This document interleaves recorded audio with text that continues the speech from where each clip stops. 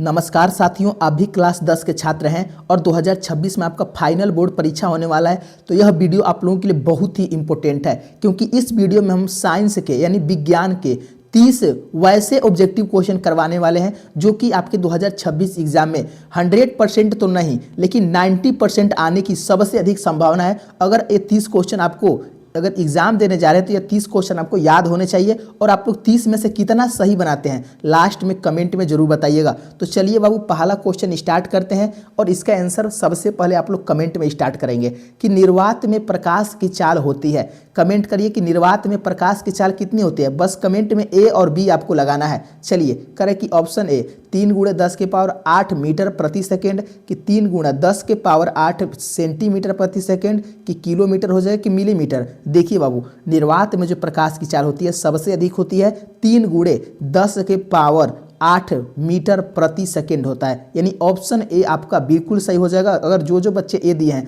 उन सभी बच्चों का कमेंट देखेंगे और उन पर हम बाबू लाइक और दिल आप लोगों को भेज देंगे तो समझ जाइएगा कि आप लोग देख लिए हैं। हम कमेंट सभी बच्चों का देखता है। चलिए दूसरा कैंसर दीजिए कि किस दर्पण में बड़ा प्रतिबिंब बनता है। तो किस दर्पण में बड़ा प्रतिबिंब बनता है, तो आपको याद होता कि अवतल दर्पण में। अवतल दर्पण में जो बनता है बड़ा प्रतिबिंब बनता है। ऑप्शन बी आपको याद कर लेना। उत्तल दर्पण में छोटा प्रतिबिंब बनता है, इसको याद कर लेना है। चलिए अब देखते हैं तीसरा क्वेश्चन। कह रहा दंत विशेषज्ञ जो दांत वाले डॉक्टर होते हैं, जो दंत विशेषज्ञ होते हैं, किस दर्पण का उपयोग करके मरीजों को दांतों का बड़ा प्रतिबिंब देखने के लिए करते हैं। तो कौन सा दर्पण, तो आपको पढ़ाया गया है कि जो अवतल दर्पण है, जो अवतल दर्पण है इसका जो उपयोग ना वस्तुओं को बड़ा प्रतिबिंब देखने के लिए किया जाता है। यानी जो डॉक्टर होते हैं दांत को देखने के लिए अवतल दर्पण का प्रयोग करते हैं। ऑप्शन बी आपको याद कर लेना है। चौथा क्वेश्चन देखिए, और उससे पहले इसका आंसर देने से पहले आप लोग अभी तक वीडियो को लाइक नहीं किए बाबू, तो एक बार सारे बच्चे वीडियो को लाइक जरूर कर लेंगे। और जो बच्चे न्यू स्टूडेंट होंगे जिनकी तैयारी अभी भी कमजोर है, अभी भी नहीं हो पाई है बाबू, वो जरूर चैनल को सब्सक्राइब कर लेंगे। एक भी क्वेश्चन आपका एग्जाम में नहीं छूटेगा 2026 में, मेरी गारंटी है। बस आप लोग चैनल को सब्सक्राइब कर लीजिए। चौथा प्रश्न देखिए, कह किस दर्पण में केवल आभासी काल्पनिक प्रतिबिंब बनता है। किस दर्पण में केवल आभासी काल्पनिक प्रतिबिंब बनता है, याद रखेंगे समतल और उत्तल दोनों दर्पण में बनता है। किस में बनता है, समतल और उत्तल दोनों दर्पण में। और जो जो क्वेश्चन करा रहे हैं बाबू, एक एक क्वेश्चन को अच्छे से समझना है, क्योंकि यही सब क्वेश्चन आपके एग्जाम में लड़ता है। चलिए और पांचवा कैंसर दीजिए। और बहुत सारे बच्चे गलती भी करते हैं जो कि ध्यान नहीं देते हैं ऐसे क्वेश्चन को।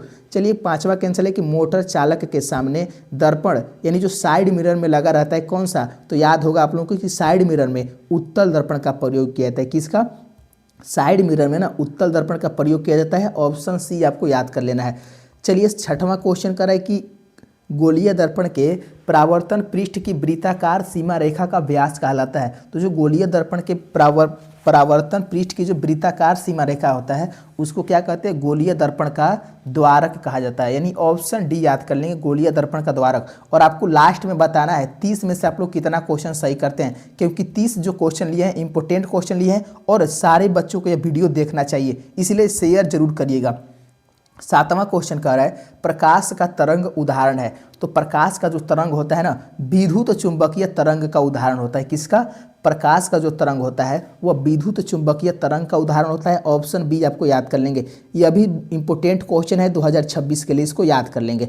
चलिए 8वां क्वेश्चन कह रहा है कि गोलीय दर्पण में फोकसांतर एवं वक्रता त्रिज्या के बीच संबंध है। तो गोलीय दर्पण में फोकसांतर एवं वक्रता त्रिज्या के बीच संबंध है किसका, याद रख लेंगे F बराबर R/2 का। किसका है, F बराबर R/2 का संबंध है। तो ऑप्शन सी आपका बिल्कुल सही हो जाएगा। ऑप्शन सी को याद कर लेंगे। चलिए नेक्स्ट क्वेश्चन 9 क्वेश्चन कह रहा है कि समतल दर्पण में प्रतिबिंब की प्रकृति क्या होती है। तो समतल दर्पण में प्रतिबिंब की जो प्रकृति होती है क्या होती है, इसको याद कर लेंगे। ये मोस्ट VBI क्वेश्चन है। तो आभासी और बराबर होती है। क्या होती है, आभासी और वस्तु के बराबर होती है। तो ऑप्शन डी आपको याद कर लेना है। अब देखते हैं नेक्स्ट क्वेश्चन 10वां प्रश्न, जो कि मोस्ट VBI क्वेश्चन है साइंस का, कि सोलर कुकर में किस दर्पण का व्यवहार किया जाता है। तो सोलर कुकर में ना अवतल दर्पण। कौन सा दर्पण बाबू? अवतल दर्पण का व्यवहार किया जाता है। ऑप्शन बी आपका सही हो जाएगा। और 10 में से अभी तक कितना सही किए हैं आप लोग जरूर बाबू कमेंट में लिखेंगे, इससे आपकी ही क्षमता बढ़ेगी, ध्यान रखिएगा। बहुत सारे बच्चे गलती करते हैं कि वो लिखते नहीं हैं। चलिए 11 का आंसर दीजिए कि सर्च लाइट का परावर्तक सतह होता है। तो सर्च लाइट का परावर्तक सतह कैसा होता है? उत्तल की, अवतल की, समतल की, परवलयीय। इसका आंसर सारे बच्चों का आना चाहिए। तो 11 का जो आंसर हो जाएगा बाबू, सर्च लाइट का जो परावर्तक सतह होता है अवतल होता है। तो ऑप्शन बी आपको याद कर लेना है। चलिए 12 क्वेश्चन कह रहा है कि यदि किसी बिंब का प्रतिबिंब का आवर्धन ऋणात्मक यानी माइनस में है तो उस प्रतिबिंब की प्रकृति कैसी होगी? अगर बाबू माइनस में है ना तो उसकी जो प्रतिबिंब की प्रकृति हो जाएगी कैसी हो जाएगी? याद रख लेंगे, वास्तविक और सीधा होता है। क्या होता है? वास्तविक होगा और सीधा होगा जब माइनस में होगा तब। तो ऑप्शन बी आपको याद कर लेना है। 13 क्वेश्चन देखिए, कह रहा है कि किस दर्पण के सामने आप चाहे जितनी दूरी पर खड़े हो आपका प्रतिबिंब सीधा ही बनता है, संभवतः दर्पण है। तो जो सीधा प्रतिबिंब बनता है किस दर्पण में बनता है? याद रखिएगा, समतल और उत्तल में बनता है। समतल और उत्तल में ना सीधा प्रतिबिंब बनता है, जबकि अवतल में उल्टा बनता है। ये आपको याद कर लेना है। 14 प्रश्न जो कि मोस्ट इंपोर्टेंट है कि अवतल दर्पण द्वारा किस वस्तु का जो बना प्रतिबिंब है वह आभासी सीधा बिंब से बड़ा पाया गया है, वस्तु की स्थिति कहाँ लेनी होती है? तो देखिए बाबू फिर से क्वेश्चन समझिए कि अवतल दर्पण के द्वारा किसी वस्तु का जो बना प्रतिबिंब है आभासी सीधा तथा बिंब से बड़ा पाया गया तो वस्तु की स्थिति कहाँ होनी चाहिए? तो याद रख लेंगे, ऑप्शन बी डी हो जाएगा, दर्पण के ध्रुव और मुख्य फोकस के बीच होनी चाहिए। कहाँ? दर्पण के ध्रुव और मुख्य फोकस के बीच होनी चाहिए। ऑप्शन डी याद कर लेंगे। और देखिए बाबू इस वीडियो को लास्ट तक जरूर देखिएगा। भले आप लोग बाबू याद नहीं करते हैं और इस वीडियो को लास्ट तक नहीं देखते हैं ना तो एग्जाम में देखिए आपको जरूर दिक्कत होगी, क्योंकि ये सब इंपॉर्टेंट क्वेश्चन है जो कि आपको देखनी ही चाहिए कौन कौन इंपॉर्टेंट है। 15 क्वेश्चन करा है, यदि किसी बिंब का प्रतिबिंब का आवर्धन धनात्मक हो तो उसका जो प्रतिबिंब की प्रकृति होगी क्या होगी? ऋणात्मक तो हम बता दिए थे, लेकिन धनात्मक अगर होगा तो काल्पनिक और सीधा होगा। क्या होगा? काल्पनिक और सीधा। ऑप्शन डी याद कर लेंगे। चलिए अब देखते हैं नेक्स्ट क्वेश्चन। 16 प्रश्न कह रहा है कि किसी वस्तु का आवर्धित काल्पनिक प्रतिबिंब होता है। तो किसी भी वस्तु का जो आवर्धित काल्पनिक प्रतिबिंब बनता है क्या आंसर हो जाएगा? 16 का हो जाएगा ऑप्शन ए, अवतल दर्पण से। किससे बनता है? अवतल दर्पण से बनता है। ऑप्शन ए को याद कर लेंगे। नेक्स्ट क्वेश्चन कह रहा है 17 प्रश्न कह रहा है कि निम्नलिखित में से कौन उत्तल दर्पण की फोकस दूरी है जिसकी वक्रता त्रिज्या 32 सेंटीमीटर है? अगर 32 सेंटीमीटर है तो जो उसकी फोकस दूरी है ना कितनी हो जाएगी? तो आपको मालूम होना चाहिए कि आधी होती है। जो फोकस दूरी है तो वक्रता त्रिज्या की आधी होती है। तो 17 का आंसर क्या हो जाएगा? प्लस में 16 सेंटीमीटर हो जाएगी, क्योंकि उत्तल दर्पण जो होता है प्लस में होता है और जो अवतल दर्पण होता है वो माइनस में होता है। तो प्लस में 16 सेंटीमीटर हो जाएगा। ये बहुत ही इंपॉर्टेंट क्वेश्चन है, याद कर लेंगे। चलिए 18 क्वेश्चन कह रहा है कि परावर्तन के नियम से निर्धारित होता है। तो परावर्तन के नियम से आपतन कोण बराबर परावर्तन कोण क्या होता है? आपतन कोण बराबर परावर्तन कोण। ऑप्शन ए आपको याद कर लेना है। चलिए नेक्स्ट क्वेश्चन की ओर चलते हैं। 19 क्वेश्चन कह रहा है कि समतल दर्पण द्वारा बना प्रतिबिंब होता है।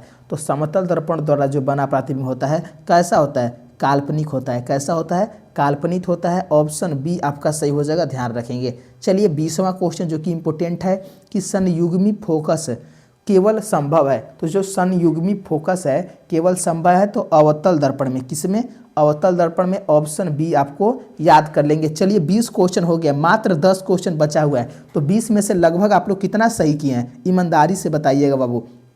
चलिए 21 का आंसर दीजिए कि उत्तल दर्पण में प्रतिबिंब सदैव बनता है। तो उत्तल दर्पण में जो प्रतिबिंब होता है सदैव बनता है, याद रखेंगे, ध्रुव और फोकस के बीच बनता है। उत्तल दर्पण में प्रतिबिंब कहाँ बनता है? तो ध्रुव और फोकस के बीच बनता है। ऑप्शन सी आपको याद कर लेने। चलिए 22 क्वेश्चन कि किसी दर्पण का मध्य बिंदु कहलाता है। तो किसी दर्पण का जो मध्य बिंदु होता है ध्रुव कहलाता है, यानी पोल कहलाता है। तो ऑप्शन बी आपको याद कर लेना है। सब इंपॉर्टेंट क्वेश्चन है। 23 क्वेश्चन करा है कि समतल दर्पण में वक्रता त्रिज्या जो आर होता है क्या होता है? समतल दर्पण में ना वक्रता त्रिज्या जो आर होता है वह आर अनंत होता है। क्या होता है? आर जो होता है अनंत होता है। ऑप्शन सी आपको ध्यान रखना है। चलिए नेक्स्ट क्वेश्चन 24 क्वेश्चन कह रहा है कि हजामत बनाने के लिए व्यवहार किया जाता है। यानी जो हजामत, जो दाढ़ी बनाने वाले जो नाई होते हैं वो किस किस दर्पण का प्रयोग करते हैं? याद रखेंगे, अवतल दर्पण का प्रयोग करते हैं। कौन सा दर्पण? अवतल दर्पण का। ऑप्शन बी आपको याद कर लेना है। अब चलिए अगला क्वेश्चन 25 क्वेश्चन समतल दर्पण का रेखीय आवर्धन होता है। देखिए समतल दर्पण का जो रेखीय आवर्धन होता है वह m बराबर 1 होता है। क्या होता है? आवर्धन जो होता है ना m बराबर 1 होता है। ऑप्शन सी आपको याद कर लेना है। अब देखिए अगला क्वेश्चन, मात्र 5 क्वेश्चन बचा हुआ है। कह रहा है कि प्रतिबिंब की ऊंचाई और वस्तु की ऊंचाई के अनुपात को कहते हैं। तो प्रतिबिंब की ऊंचाई और वस्तु की ऊंचाई को आवर्धन कहा जाता है। क्या कहता है? प्रतिबिंब की ऊंचाई और वस्तु की ऊंचाई को ना m बराबर जानते हैं ना v/u होता है। एक किसका सूत्र होता है? आवर्धन का होता है। यानी ऑप्शन सी आपको याद कर लेना है। चलिए नेक्स्ट क्वेश्चन 27 क्वेश्चन कि गाड़ियों के अग्रदीप में किस दर्पण का उपयोग होता है? तो गाड़ियों के अग्रदीप में किस दर्पण का उपयोग होता है? याद रख लेंगे अवतल दर्पण का। कौन सा अवतल दर्पण का प्रयोग होता है? ऑप्शन बी आपको याद कर लेंगे। चलिए 28 क्वेश्चन की दर्पण के प्रयोग में सभी दूरियां मापी जाती है। तो दर्पण के प्रयोग में जो सभी दूरियां होती है मापी जाती है तो दर्पण के ध्रुव से। किसके? तो दर्पण के ध्रुव से मापी जाती है। ऑप्शन ए आपको याद कर लेना है। चलिए नेक्स्ट क्वेश्चन 29 क्वेश्चन, गोलीय दर्पण किसका दृश्य क्षेत्र बहुत विस्तृत होता है? तो गोलीय दर्पण का जिसका दृश्य क्षेत्र जो है बहुत विस्तृत होता है तो क्या होता है? उत्तल दर्पण का। ऑप्शन बी आपको याद कर लेंगे, क्योंकि बाबू उत्तल दर्पण में साइड मिरर में इसीलिए प्रयोग किया जाता है जो कि उसका दृश्य क्षेत्र होता है ना वो बड़े से क्षेत्र को छोटे में दिखा देता है, इसलिए ध्यान रखेंगे। 30वां क्वेश्चन जो कि लास्ट क्वेश्चन है कि किस दर्पण का मध्य बिंदु कहलाता है? तो किसी दर्पण का जो मध्य बिंदु होता है वक्रता केंद्र कहलाता है, जिसे सी से सूचित करते हैं। तो वक्रता केंद्र कहलाता है, इसको याद कर लेंगे। तो फाइनली आप लोग 30 क्वेश्चन करा दिए हैं। 30 में से कितना सही बना है आप लोग जरूर कमेंट में लिख कर जाइएगा। और बाबू आप लोग किस किस जिले से देख रहे हैं अपना नाम और जिले का नाम जरूर लिखिएगा। तो मिलते हैं अगले क्लास में, और नेक्स्ट क्लास में कैसा वीडियो चाहिए आप लोग कमेंट में लिखेंगे, और वीडियो को लाइक जरूर कर देंगे बाबू। और चैनल पर नए हैं तो चैनल को जरूर सब्सक्राइब कर लेंगे। तो धन्यवाद दोस्तों।